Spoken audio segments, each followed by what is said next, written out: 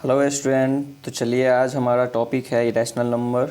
जैसा कि आपने पिछले वीडियो में पढ़ा था रैशनल नंबर के बारे में, उसको आपने नंबर लाइन पे कैसे रिप्रेजेंट करते हैं वो सीखा था, और दो रैशनल नंबर के बीच में कितने रैशनल नंबर होते हैं ये सारी चीज़ें आपने पिछले वीडियो में कवर किया था। चलिए आज हमारा जो टॉपिक है वो है इरेशनल नंबर। सबसे पहले हम समझेंगे कि इरेशनल नंबर होता क्या है और इसे कैसे जो है सो हम पहचानेंगे, कैसे जो इसे इंडिकेट करेंगे, ठीक है। और साथ में हम ये भी समझेंगे कि नंबर लाइन पे इरेशनल नंबर को कैसे रिप्रेजेंट कर सकते हैं, ठीक है। तो चलिए सबसे पहले हम इसका डेफिनेशन समझते हैं कि इरेशनल नंबर होता क्या है। तो इरेशनल नंबर, जिस नंबर को आप p/q के फॉर्म में नहीं लिख सकते हो उसे हम इरेशनल नंबर कहते हैं। तो यहाँ पे लिख देंगे the number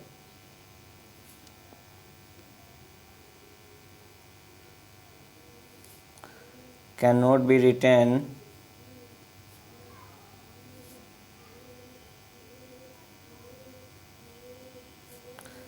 in the form of p/q.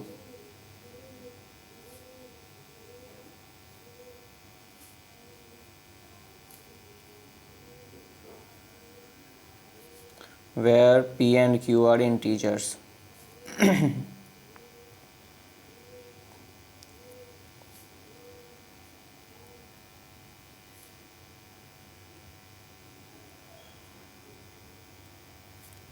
and q not equal to 0.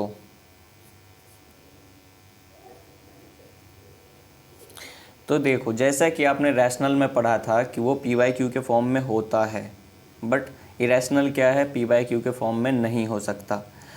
अब इसे हम इंडिकेट कैसे करते हैं। सबसे पहले तो ये समझेंगे कि इरेशनल नंबर को किससे रिप्रेजेंट करते हैं। तो q से रिप्रेजेंट करते हैं, i से रिप्रेजेंट करते हैं। q से रैशनल को रिप्रेजेंट करते हैं और i से इरेशनल को, ठीक है। तो यहाँ पे कौन कौन होते हैं इरेशनल नंबर। एग्जाम्पल के लिए अगर मैं यहाँ पे बात करूँ तो क्या क्या होता है इरेशनल नंबर।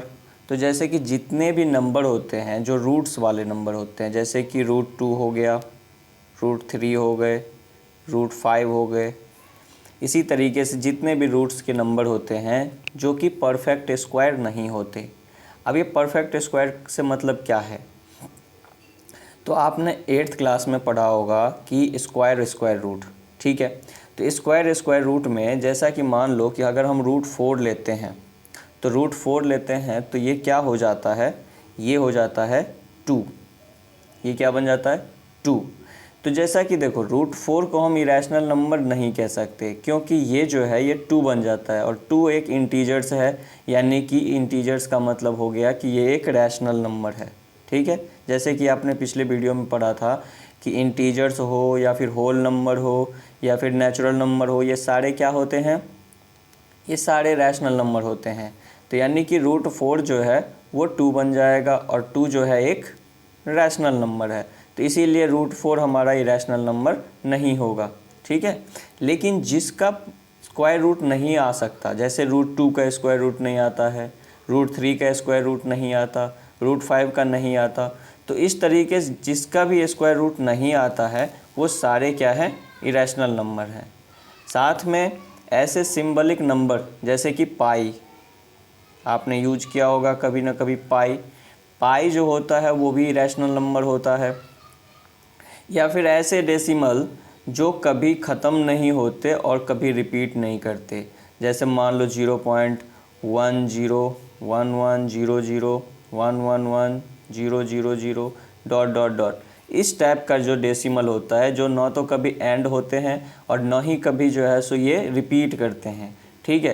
तो ये सारे क्या होते हैं, इरेशनल नंबर। अब आपको एक मन में आ रहा होगा कि पाई क्यों इरेशनल है, ठीक है। तो अगर हम बात करें तो पाई को जनरली हम जब मैथमेटिक्स में सॉल्व करते हैं तो हम इसके अप्रॉक्सीमेट वैल्यू क्या ले लेते हैं, पाई इक्वल टू 22/7, ठीक है। लेकिन ऐसा ये है नहीं, ये एक अप्रॉक्सीमेट वैल्यू होता है जो हम कैलकुलेशन के पर्पस से यूज करते हैं, बट पाई की इक्वल वैल्यू नहीं है। ये पाई का वैल्यू होता है 3.14। ये कंटिन्यूस बढ़ते चला जाता है और इसका कभी एंड नहीं होता। एक्चुअल में पाई का वैल्यू होता है 3.14 और इस तरीके से कंटिन्यूस ये कभी ख़त्म नहीं होता।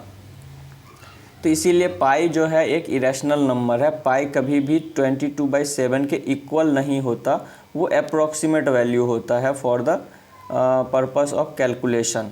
ठीक है, तो ये हमारा इरेशनल नहीं हो सकता। इसी तरह √9 भी हमारा इरेशनल नहीं होगा, √16 भी इरेशनल नहीं होगा, √25 भी इरेशनल नहीं होगा, क्योंकि ये सारे क्या हैं, परफेक्ट स्क्वायर नंबर हैं जिनका स्क्वायर रूट कोई ना कोई नेचुरल नंबर या फिर होल नंबर आता है।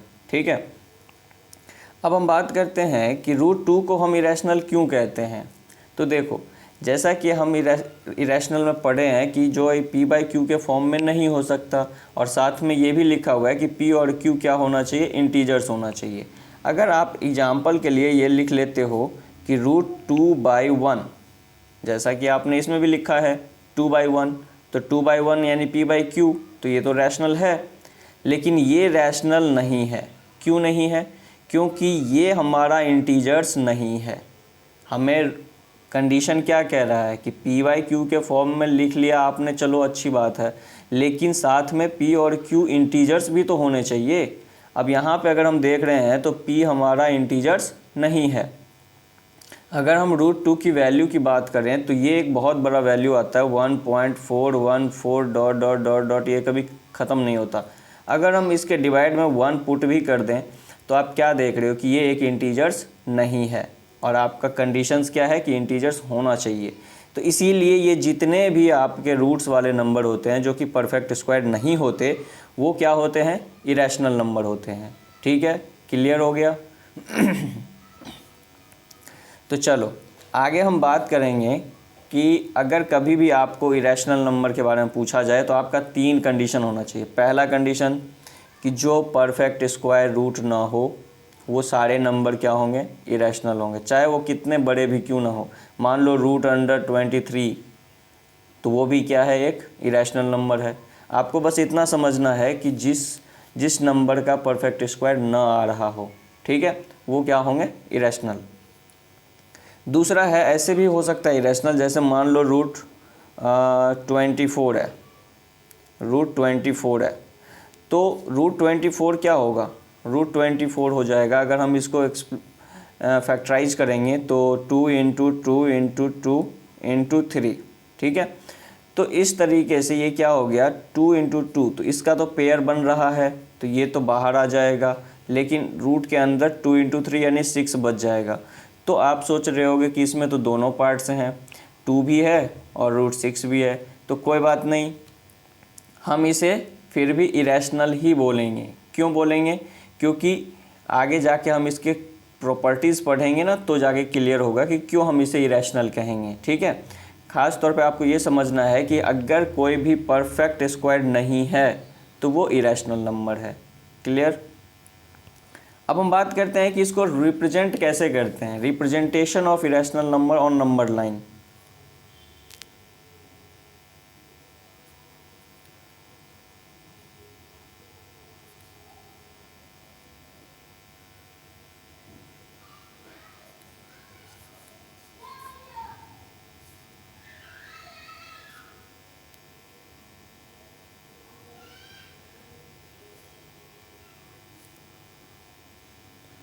Representation of irrational number on number line.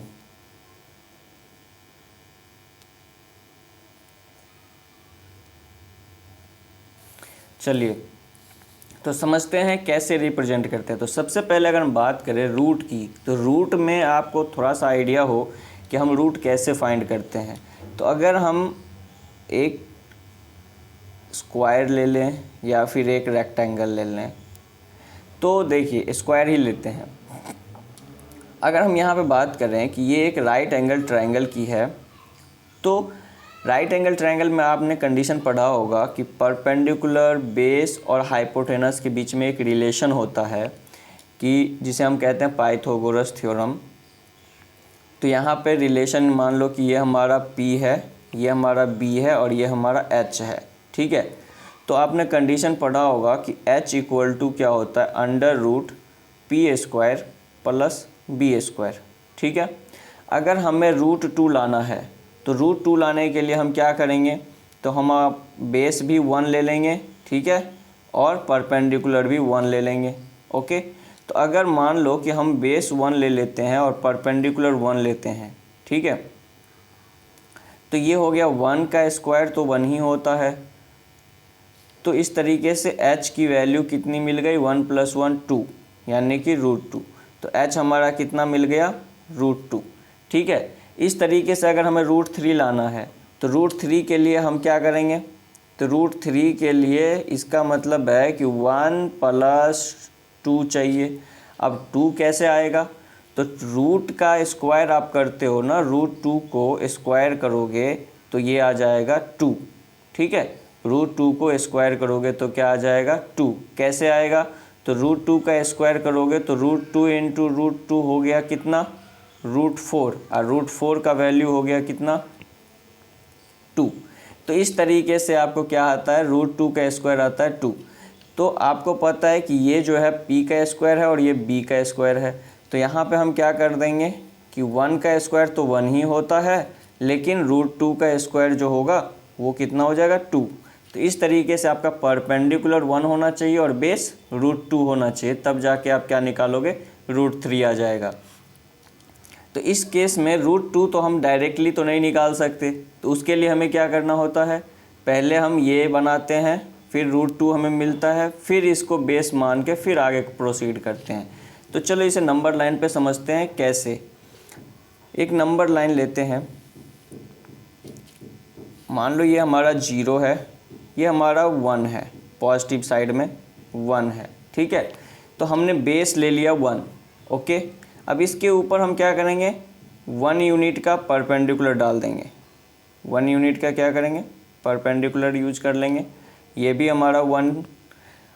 अब 1 यूनिट का मतलब होता है या तो आप 1 सेंटीमीटर ले रहे हो या फिर 1 इंच ले रहे हो, यानी कि जो भी ले रहे हो आप 1 ले रहे हो। ठीक है, जितना बड़ा इसका लेंथ है उतना ही बड़ा ये लेंथ होना चाहिए। ठीक है, अब ये दोनों एक दूसरे के परपेंडिकुलर होना चाहिए, ये याद रखना है, क्योंकि यहाँ पे हमें राइट एंगल बनाना है, तभी जाके ये प्रॉपर्टीज इस पे अप्लाई हो पाएगा पाइथागोरस थ्योरम का। ठीक है, तो देखो हमने बेस ले लिया 1 यूनिट और परपेंडिकुलर भी ले लिया 1 यूनिट। अब अगर हम इस लाइन को यहाँ से यहाँ ज्वाइन करते हैं तो ये हमारा हाइपोटेनस होगा। ठीक है, तो अगर हम जितना बड़ा ये 1 लिए हैं उतना ही बड़ा इधर लेना है जो कि होगा 2, सेम लेंथ लेना है जो कि होगा 3। ठीक है, तो अब हमारा ये 1 है और ये 1 है, तो ये 1 और 1 के हेल्प से क्या बना, हाइपोटेनस √2, यानी कि ये क्या बन गया, √2। अब इसे कैसे ड्रॉ करेंगे, तो हम क्या करेंगे, एक कंपास यूज़ करेंगे और कंपास को मेजर करके ऐसे ड्रॉ कर देंगे। ठीक है, कंपास को मेजर करके ऐसे ड्रॉ कर देंगे, यहाँ पे मेजर कर लेंगे हाइपोटेनस कितना बड़ा है और उसको ड्रॉ कर देंगे। ये आ गया हमारा नंबर लाइन, और ये नंबर लाइन पे किसकी वैल्यू है, √2 की वैल्यू है। ठीक है, जैसा कि आप जानते हो कि √2 का जो वैल्यू होता है वो कितना होता है, वो होता है 1.414, इस तरीके से अप्रॉक्सीमेट वैल्यू होते हैं।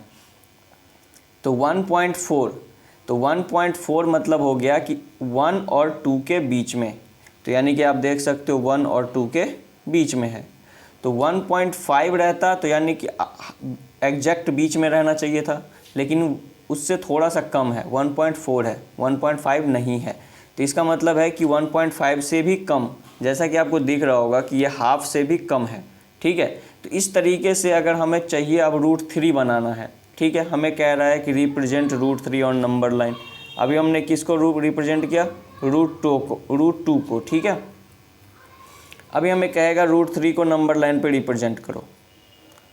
तो इस तरीके से हम क्या करेंगे, हमें पता है कि √3 को रिप्रेजेंट करने के लिए हमें क्या क्या चाहिए, हमें 1 चाहिए और √2 चाहिए।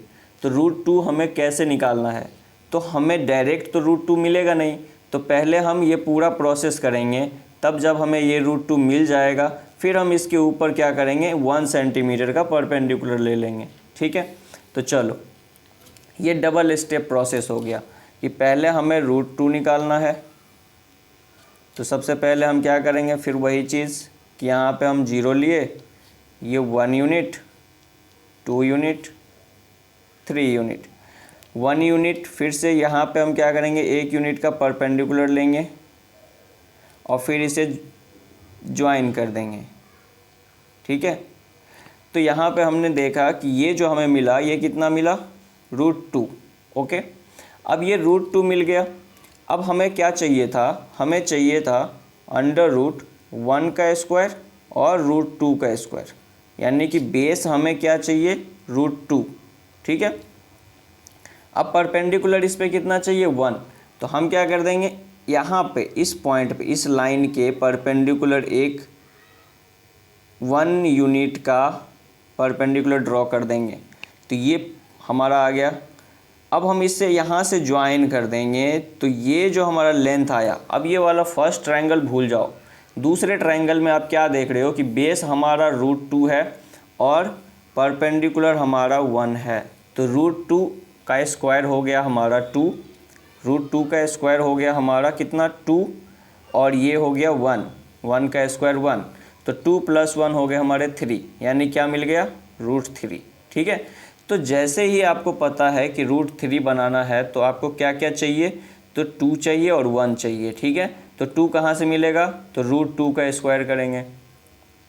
तो यानी ये जो हमें हाइपोटेनस मिला, इस ट्रायंगल का जो हाइपोटेनस मिला वो हमारा कितना मिलेगा, √3।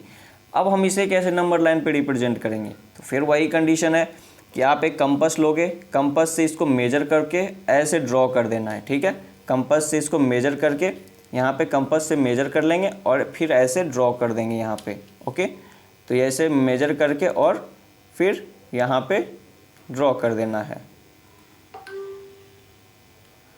तो चलो यहाँ पे हम आते हैं, तो ये हमारा हो गया किसका वैल्यू, √3 का वैल्यू। जैसे कि आप अगर जानते हैं तो मैं बता दूं कि √3 का वैल्यू जो होता है वो होता है 1.732, ये अप्रॉक्सीमेट वैल्यू होता है।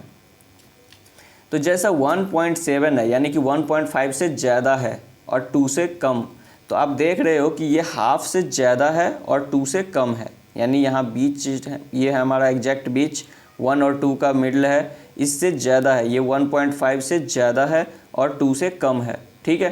तो ये ऑटोमेटिकली क्या होता है कि अप्रॉक्सीमेट वैल्यू जो होते हैं वो ग्राफ में उनके बीच में आते हैं।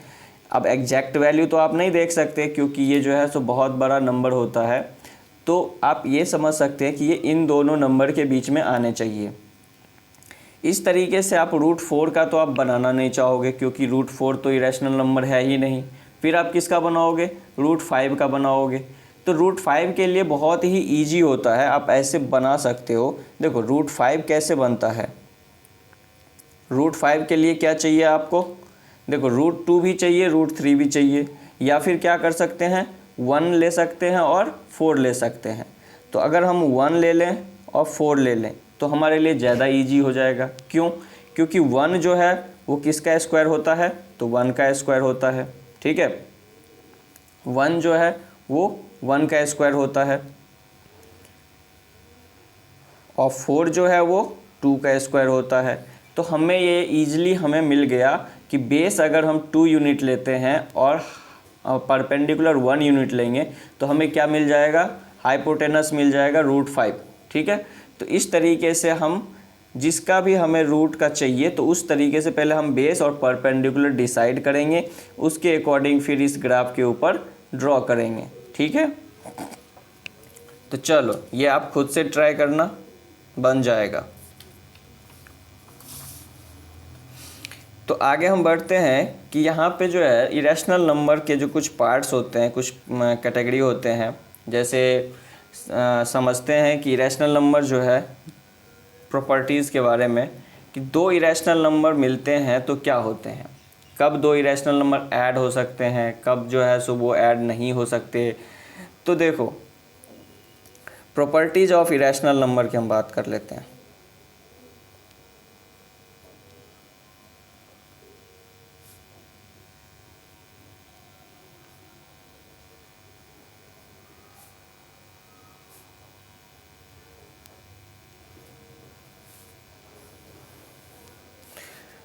तो प्रॉपर्टीज़ ऑफ इरेशनल नंबर में हमें सबसे पहले ये ध्यान में रखना होता है कि हमारा इरेशनल नंबर रूट वाला है या डेसिमल वाला है, कौन सा है, ठीक है।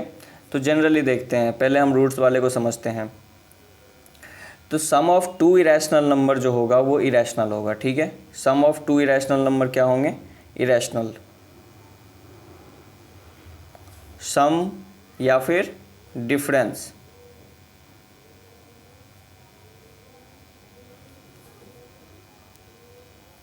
सम या फिर difference of two irrational number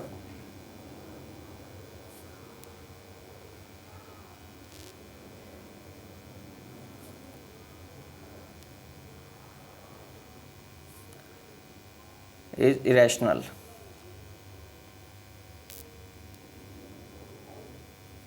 सिर्फ एक कंडीशन को छोड़ के।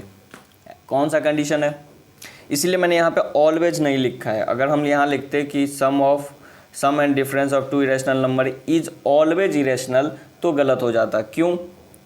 क्योंकि देखो, मानते हैं कि अगर √2 जो है वो √3 में कभी भी ऐड नहीं होगा, क्योंकि ये कैसे काम करता है कि ये अलग इरेशनल नंबर है और ये अलग इरेशनल नंबर है। तो जैसा कि आप मान लो कि क्लास 8th में पढ़ा होगा अलजेब्रिक एक्सप्रेशन, उसके अंदर आपने सीखा होगा कि अगर हम एक वेरिएबल को दूसरे वेरिएबल में ऐड करते हैं तो ये कभी ऐड नहीं होता, ठीक है, ये सिर्फ ऐसे ही रह जाता है। लेकिन अगर हम एक वेरिएबल को सेम वेरिएबल में ऐड करते हैं तो वो आराम से ऐड हो जाता है और वो बन जाता है 3x, ठीक है। तो ऐसे ही यहाँ पे कंडीशन है कि एक इरेशनल नंबर दूसरे इरेशनल नंबर में ऐड नहीं होता। लेकिन अगर हम यहीं पे ये कर दें √2 प्लस 2√2, ठीक है, √2 प्लस 2√2, तो ये भी इरेशनल है, ये भी इरेशनल है, लेकिन ये दोनों ऐड होके इसके पीछे क्या है 1, तो 1√2 प्लस 2√2 मिलके कितना बना दिया 3√2। तो सेम इरेशनल नंबर अगर है तो वो ऐड और सब्सट्रैक्ट दोनों हो सकते हैं, ठीक है। तो जब वो ऐड होंगे तो देख रहे हैं इरेशनल नंबर मिल रहे हैं, ठीक है। लेकिन अगर मान लो सब्सट्रैक्ट होते हैं, जैसे कि अगर √2 में से हम √2 को ही सब्सट्रैक्ट कर दें तो ये क्या मिल जाता है 0, ठीक है। और जब 0 मिलता है तो 0 तो इरेशनल नंबर है नहीं। तो इसीलिए हमें ये समझना है कि हमेशा दो इरेशनल नंबर का डिफरेंस या फिर सम इरेशनल नहीं होता, ठीक है, ऑलवेज नहीं होता। हाँ होता है बट नॉट ऑलवेज, ठीक है। क्योंकि अगर हम इरेशनल नंबर में से सेम इरेशनल नंबर को माइनस करते हैं तो ये भी तो है difference of two irrational number, but इसकी वैल्यू तो मिल रही है 0 और 0 इज अ रैशनल, ठीक है। इसी तरीके से हम बात करते हैं, जैसे कि यहाँ पे एडिशन की बात करें तो ये भी हो सकता है कि √3 प्लस और यहाँ पे -√3, तो ये फिर से ऐड हो गए, क्या बना दिया 0। तो कहने का मतलब है कि हमेशा ऑलवेज जो है वो नहीं होता, बट दो इरेशनल नंबर का सम इरेशनल होता है। कब? जब वो दोनों इरेशनल नंबर क्या हो, डिफरेंट हो, या फिर सेम भी हो सकता है, ऐसा नहीं है। जैसे कि यहाँ पे आपने देखा कि √2 प्लस 2√2 3√2 बन गया, ठीक है, लेकिन नॉट ऑलवेज। जैसा कि ये दो केस कह रहे हैं कि आप ऑलवेज वर्ड यूज नहीं कर सकते, क्योंकि √2 माइनस √2 तो 0 हो जाता है और 0 इज अ रैशनल, ठीक है। चलो नेक्स्ट है कि multiplication and division of to rational number. फिर से वही चीज़, नॉट ऑलवेज बट होता है इरेशनल, ठीक है।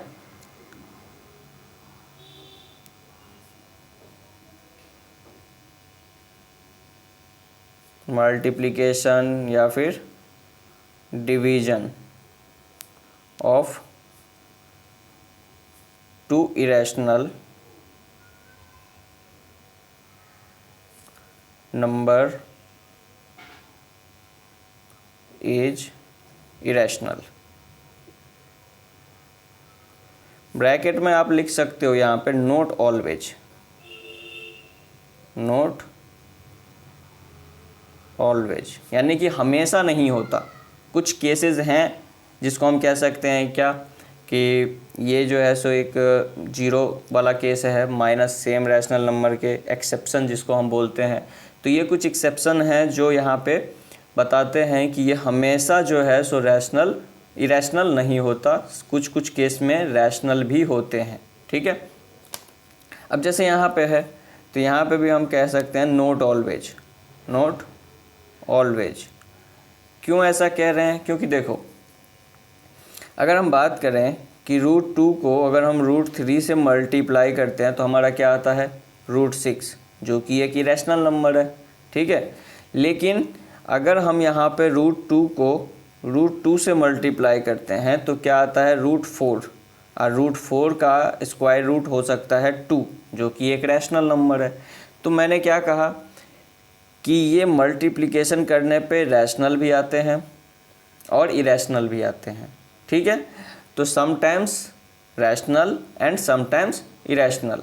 तो इसमें बहुत सारे क्वेश्चन बनते हैं कि दो इरेशनल नंबर का प्रोडक्ट इरेशनल होता है, तो हम ये नहीं कहेंगे कि इरेशनल होता है ऑलवेज, बल्कि ये कहेंगे समटाइम्स रैशनल समटाइम्स इरेशनल, ठीक है। उसी तरह अगर डिवाइड की बात करें, मान लेते हैं कि √6 है और इसमें हम √2 से डिवाइड कर रहे हैं, तो हमारा क्या हो जाएगा √3 हो जाएगा, ठीक है। लेकिन अगर यहाँ पे √4 है और इसको हम √2 से डिवाइड कर रहे हैं, तो √2 से √2 क्या हो जाएगा कैंसल, बच जाएगा सिर्फ 4। तो इस तरीके से क्या होता है कि हमेशा जो है division of two irrational number irrational नहीं होता, समटाइम्स इरेशनल होते हैं और समटाइम्स रैशनल होते हैं, ठीक है। चलो तो आगे बढ़ते हैं।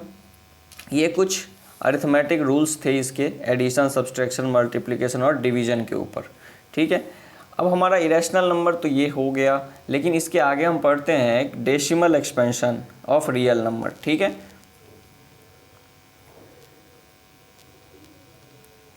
Decimal expansion of real number. चलो तो decimal expansion of real number में सबसे पहले हम बात करते हैं कुछ एग्जांपल्स लेके, कि जैसे मान लो अगर आप 10 में 3 से डिवाइड कर रहे हो तो आपका क्या हो रहा है, या फिर आप मान लो कि 7 में 8 से डिवाइड कर रहे हो, या फिर आप क्या कर रहे हो 1 में 7 से डिवाइड कर रहे हो। इस तरीके से अलग अलग डिवीज़न आप ले रहे हो। तो चलो 10 में अगर हम 3 से डिवाइड करते हैं तो हमारा क्या होता है 3 3 जा 9, 1 आ गया हमारा रिमाइंडर।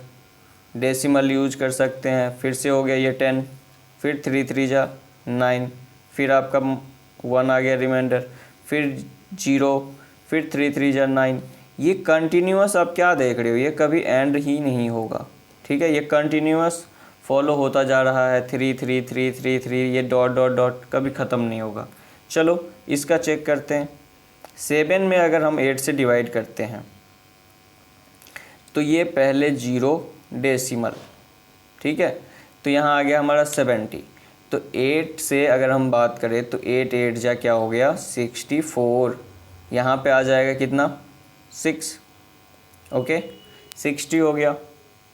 अब 8 7 जा 56, 56 आ गया हमारा कितना 4 बच गया, ठीक है। आ गया कितना 40, 8 5 जा 40, ठीक है। तो यहाँ पे हमने क्या देखा कि हमारा एक पॉइंट पे आके पूरी तरीके से रिमाइंडर 0 हो गया।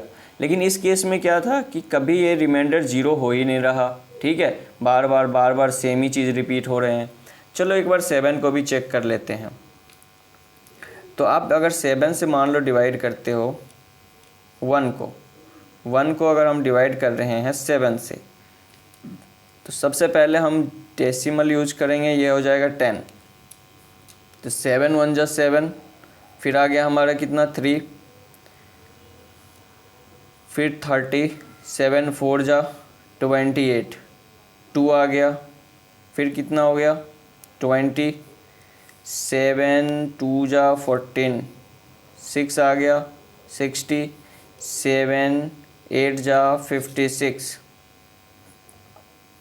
4 आ गया 40, 7 5 जा 35, 5 आ गया 50, 7 7 जा 49, ठीक है।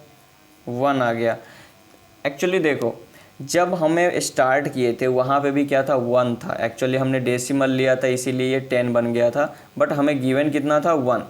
तो जब 1 में आपने 7 से डिवाइड कर रहे थे तो आपको पहले इतना नंबर्स आया, फिर से रिमाइंडर 1 आ गया, यानी कि फिर से अब हम यहाँ से आगे कंटिन्यू करेंगे, फिर 10 आएगा, फिर 30 आएगा, फिर 20 आएगा, फिर 60 आएगा, फिर 40 आएगा, फिर 50 आएगा।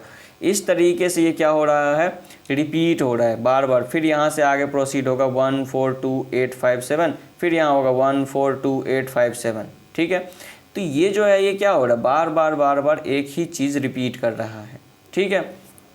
तो डेसिमल जो है वो कैसे काम करता है, इसके एक्सपेंशन के बारे में समझते हैं कि कितने टाइप्स के डेसिमल होते हैं, ठीक है। चलो, जनरली अगर हम बात करें डेसिमल की, मैंने आपको पिछले वीडियो में बोला भी था कि जब हम पढ़ेंगे डेसिमल के बारे में तो क्लियर जाके होगा, कब, इरेशनल के केस में।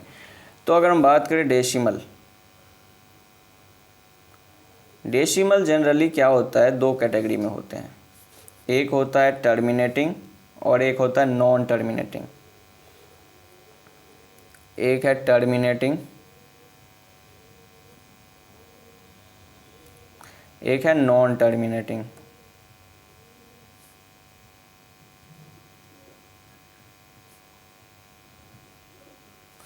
टर्मिनेटिंग क्या होता है, अगर हम बात करें टर्मिनेटिंग की तो वर्ड से ही क्लियर है, टर्मिनेट का मतलब होता है कि जो एक पॉइंट पे जाके एंड हो जाता है, ठीक है। तो जैसे कि मान लो कि अगर हम टर्मिनेटिंग की बात करें तो जैसे कि एग्जांपल दे सकता हूँ मैं कि जैसे 4.28, इसमें क्या हो गया, ये एंड हो गया, ठीक है। अभी जैसे कि आपने एक डेसिमल निकाला था और इसमें आपने क्या देखा कि जब हम 7 को 8 से डिवाइड कर रहे थे तो ये किसी पॉइंट पे जाके इसका रिमाइंडर क्या हो गया, 0, और ये इसके आगे प्रोसीड नहीं किया, तो इसको क्या बोलेंगे, टर्मिनेटिंग बोलेंगे, ठीक है। ये हमारा हो गया टर्मिनेटिंग, जिस डेसिमल में हमें क्या हो जाता है, किसी पर्टिकुलर पॉइंट पे जाके वो एंड हो जाता है, यानी कि रिमाइंडर 0 हो जाता है, ठीक है। लेकिन इस केस में आप देख रहे हो कि ये कभी ख़त्म नहीं हो रहा, ये 3 3 3 3 कंटिन्यू जा रहा है। उसी तरह यहाँ पे भी ये कंटिन्यूस जा रहा है, ये कभी एंड नहीं हो रहा। तो ऐसे डेसिमल्स जो होते हैं ये टर्मिनेटिंग डेसिमल नहीं होते, तो क्या होते हैं, नॉन टर्मिनेटिंग, ठीक है, नॉन टर्मिनेटिंग डेसिमल होते हैं। तो एक है हमारा टर्मिनेटिंग, दूसरा है नॉन टर्मिनेटिंग। तो टर्मिनेटिंग में वो सारे नंबर्स होते हैं, जैसे कि मान लो मैंने लिख दिया 4.23, इस तरीके से कुछ भी नंबर लिख लो, बट वो क्या हो जाए, एक पॉइंट पे एंड हो जाए, ठीक है। तो उसको हम क्या बोलते हैं, टर्मिनेटिंग डेसिमल। और दूसरा क्या है, नॉन टर्मिनेटिंग। नॉन टर्मिनेटिंग के अंदर भी दो टाइप्स के होते हैं, कौन कौन से, एक होता है हमारा non terminating recurring, non terminating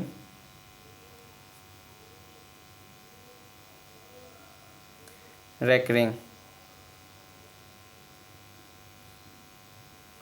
ठीक है। और रेकरिंग मतलब रिपीटिंग भी होता है, जैसे कि आपने अभी क्या देखा कि ये जो हमारा एग्जाम्पल था इसमें हमने क्या देखा कि ये टर्मिनेट नहीं हो रहा है, ठीक है, लेकिन एक ही नंबर बार बार रिपीट हो रहा है, ठीक है। जैसे ये ख़त्म तो होगा नहीं, ये बार 1 है, फिर से 10 हो जाएगा, फिर से 9 होगा, ठीक है, फिर 3 आएंगे। तो ये बार क्या हो रहा है, एक ही चीज़, एक ही नंबर बार रिपीट हो रहा है, ठीक है। तो ज़रूरी नहीं है कि एक ही नंबर रिपीट होना चाहिए, 2 भी हो सकते हैं, 3 भी हो सकते हैं, 4 भी हो सकते हैं। तो यहाँ पे एक ही नंबर बार रिपीट हो रहा है, तो ये क्या है, नॉन टर्मिनेटिंग बट रिपीटिंग। यहाँ पे भी देखो, ये फिर से क्या आएगा, 1428, ये कंटिन्यूस। तो ये जो नंबर है ये बार इतना बड़ा नंबर बार रिपीट करेगा, तो ये भी क्या है, नॉन टर्मिनेटिंग रिपीटिंग या फिर रेकरिंग, ठीक है। तो यहाँ पे देखते हैं कि पहला है नॉन टर्मिनेटिंग रेकरिंग और दूसरा है non terminating non recurring, non terminating non recurring.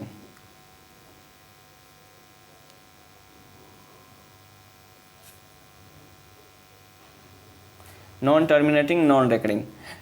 तो रेकरिंग वर्ड से आप ये भी समझ सकते हो रिपीटिंग होता है, रेकरिंग बोलो या फिर रिपीटिंग सेम ही चीज़ है। तो इसके क्या एग्जाम्पल हो सकते हैं, इसके एग्जाम्पल होते हैं जैसे कि मान लो, तो ये हो गया जैसे जब अभी एक बताया 3.333 ... ठीक है, या फिर हो सकते हैं 6.666 dot dot dot dot dot, ठीक है।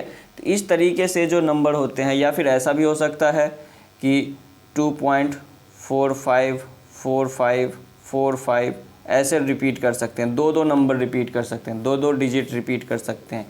लेकिन इसमें क्या होता है कि ये नॉन टर्मिनेटिंग नॉन रिपीटिंग होता है। जैसे √2 की वैल्यू क्या होता है 1.414 कर कुछ ऐसे ही आगे हमारा प्रोसीड होता है, ठीक है। तो ये जो है ये हमारा क्या है √2 की वैल्यू जो कि नॉन टर्मिनेटिंग नॉन रिपीटिंग है। ऐसे अगर आप रैंडम एग्जांपल लोगे नॉन टर्मिनेटिंग नॉन रिपीटिंग का तो कुछ इस तरीके से आप ले सकते हो, लाइक 0.101100111000 इस तरीके से। ये देखो ये कोई रिपीटेशन नहीं हो रही है, ठीक है। तो यहाँ पे हमें इस टाइप का एग्जांपल ले सकते हो आप नॉन टर्मिनेटिंग नॉन रिकरिंग का, ठीक है। तो इनमें से कौन सा डेसिमल हमारा जो है सो PYQ के फॉर्म में हो सकता है, यानी कि कौन सा रैशनल हो सकता है और कौन सा इरेशनल होता है। तो ध्यान से अगर हम देखें तो ये जो हमने अभी फाइंड किया ये किसी न किसी PYQ के फॉर्म में था। जैसे कि देखो, जैसे हमने यहाँ पे क्या किया, ये जो था ये हमारा क्या था 10/3। तो 10/3 यानी कि PYQ के फॉर्म में है। अब PYQ के फॉर्म में है तो उसका डेसिमल कैसा मिला, नॉन टर्मिनेटिंग रेकरिंग। ये भी PYQ के फॉर्म में है लेकिन इसका डेसिमल कैसा मिला, टर्मिनेटिंग। ये भी PYQ के फॉर्म में है और इसका डेसिमल कैसा मिला, नॉन टर्मिनेटिंग रेकरिंग। तो मतलब ये दो जो डेसिमल हैं, पहला टर्मिनेटिंग डेसिमल और दूसरा नॉन टर्मिनेटिंग रेकरिंग डेसिमल, ये किसी न किसी PYQ के फॉर्म में होते हैं। किसी न किसी नंबर होते हैं जिसको डिवाइड करके ये आता है, जो नंबर PYQ के फॉर्म में एग्जिस्ट करता है। लेकिन जो नॉन टर्मिनेटिंग नॉन रेकरिंग होते हैं ये PYQ के फॉर्म में नहीं हो सकते और इसीलिए इसको हम इरेशनल बोलते हैं। तो यहाँ पे टर्मिनेटिंग जो है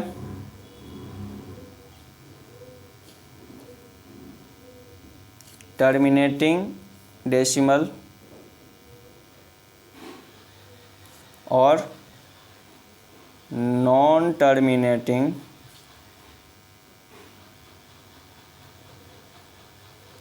रेकरिंग,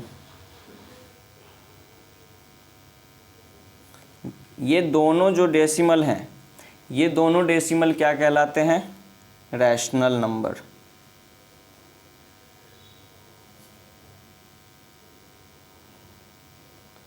बट अगर हम बात करें नॉन टर्मिनेटिंग नॉन रिपीटिंग की,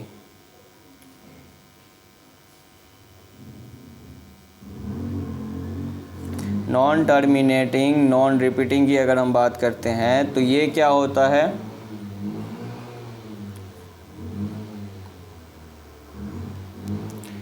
ये होता है हमारा इरेशनल नंबर।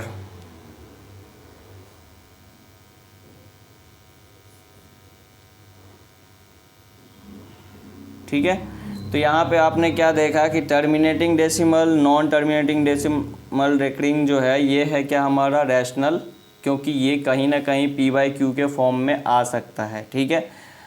लेकिन नॉन टर्मिनेटिंग नॉन रेकरिंग जो होते हैं वो क्या होते हैं, इरेशनल नंबर, जिसे हम PYQ के फॉर्म में नहीं लिख सकते। ओके, चलिए हम थोड़ा सा रिप्रेजेंटेशन समझ लेते हैं, उसके बाद जो है सो हम आगे बढ़ेंगे कि टर्मिनेटिंग डेसिमल से हम PYQ के फॉर्म में डेसिमल को हम कैसे रिप्रेजेंट कर सकते हैं PYQ के फॉर्म में। तो representation of decimal in the form of PYQ। तो मान लो कि अगर हमें कह दिया 4.28 को PYQ के फॉर्म में लिखिए,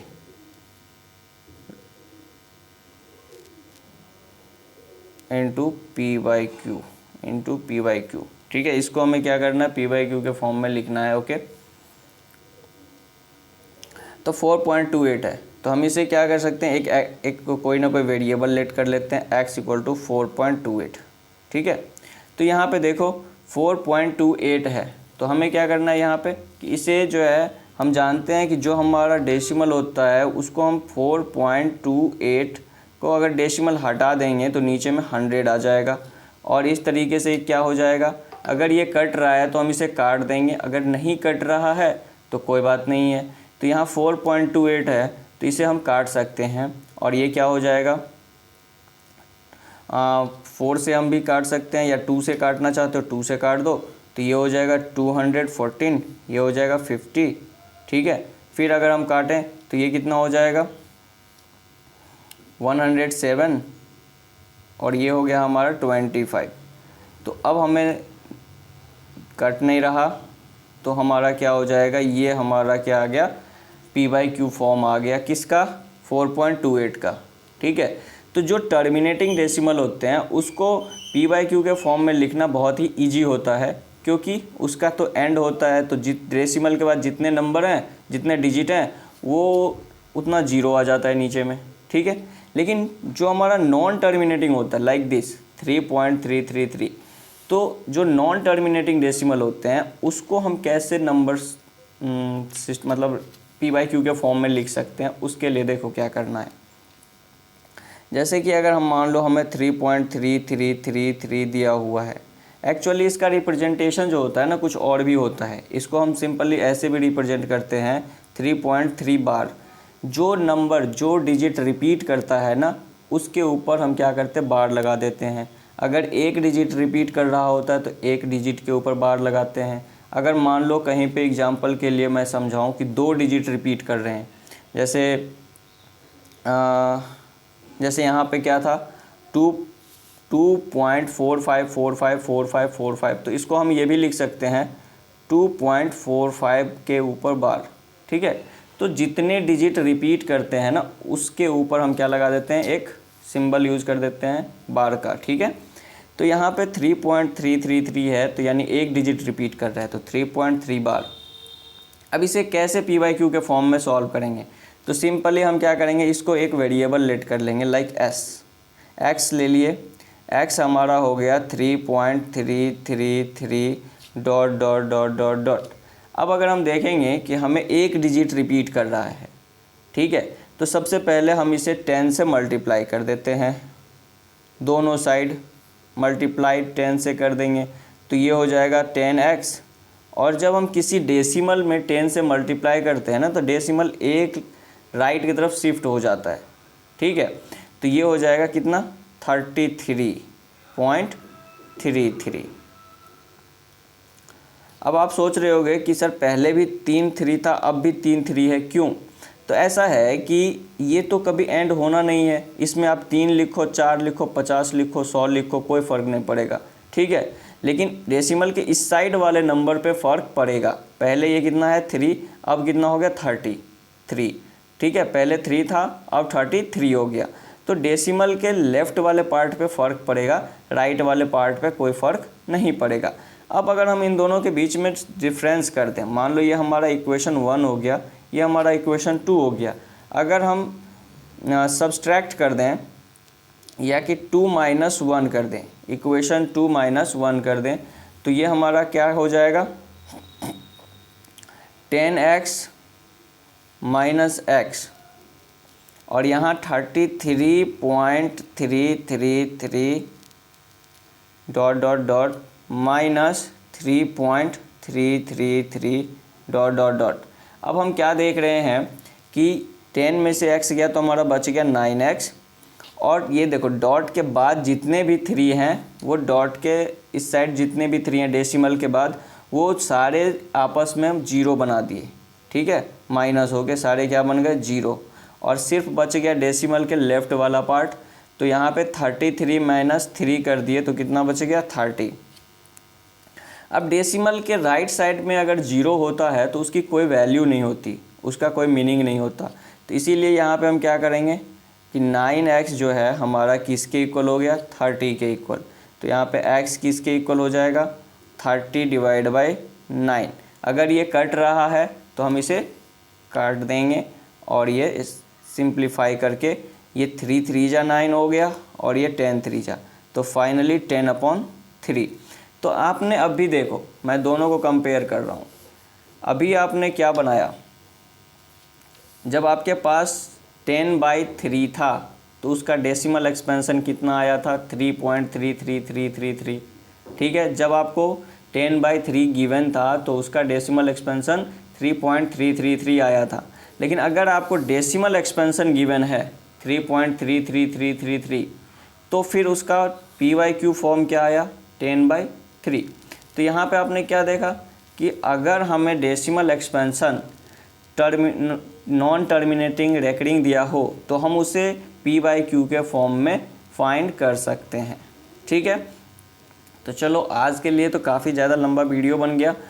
तो नेक्स्ट वीडियो में हम और भी इस टाइप का क्वेश्चन प्रैक्टिस करेंगे। ठीक है, पहले आप जो है खुद से इसके कॉन्सेप्ट क्लियर कर लेना, एक बार रिवाइज करके खुद से पहले प्रैक्टिस कर लेना, और फिर हम नेक्स्ट वीडियो में इससे और भी ज़्यादा जो है सो इसके प्रैक्टिस करेंगे। इस टाइप के नॉन टर्मिनेटिंग के ऊपर कितने क्वेश्चन बनेंगे, और तो ये सारे क्वेश्चन करेंगे। फिर आगे जो है सो हम पढ़ेंगे कैसे रेशनलाइज किया जाता है, ठीक है, या फिर रियल नंबर को नंबर लाइन पे कैसे रिप्रेजेंट करते हैं, तो वो भी चीज़ें हम नेक्स्ट वीडियो में कवर करेंगे। ठीक है, तो आज के लिए यहीं पे ख़त्म करते हैं video. Okay student, bye bye.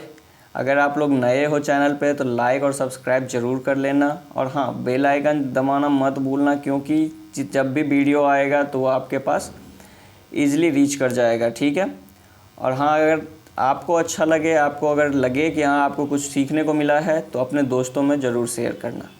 Thank you.